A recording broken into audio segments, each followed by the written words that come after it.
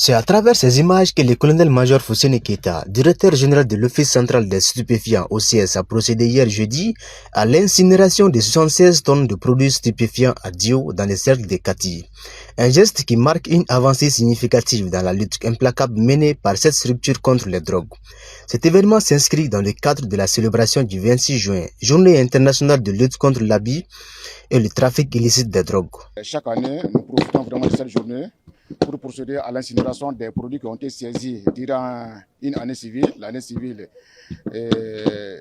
du 27 juin 2024 au 25 juin 2025. C'est cette année civile que nous procédons vraiment à l'incinération de ces produits qui ont été saisis par nos unités qui sont à Bongo ici, à savoir la rive gauche, l'antenne rive droite et la 4.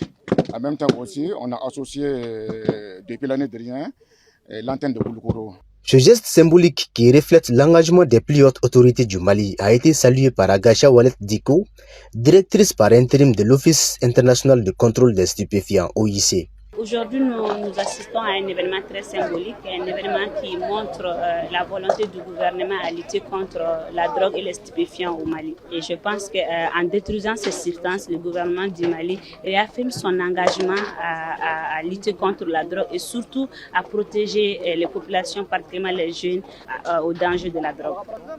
Pour la jeunesse malienne, c'est de leur dire que c'est eux le futur de ce pays. Et je pense qu'une jeunesse sans drogue, c'est une jeunesse responsable et une jeunesse mature. Célébrée au niveau national sous le thème prévention et résilience communautaire, un rempart contre la drogue au Mali, cette journée met un point d'honneur sur l'article 136 de la loi des stupéfiants. Bon, cette décision vraiment s'appuie surtout vraiment sur un article, l'article 136 de la loi des stupéfiants, qui stipule que vraiment tout produit saisi doit être détruit. Pour éviter que les produits se retrouvent encore vraiment entre les mains de ces dealers et que les produits ne soient recyclés encore. Raison pour laquelle nous procédons vraiment à cette destruction. Et cette destruction se fait sous le contrôle du directeur même de l'OCS et en présence des membres vraiment du conseil national vraiment de l'incinération.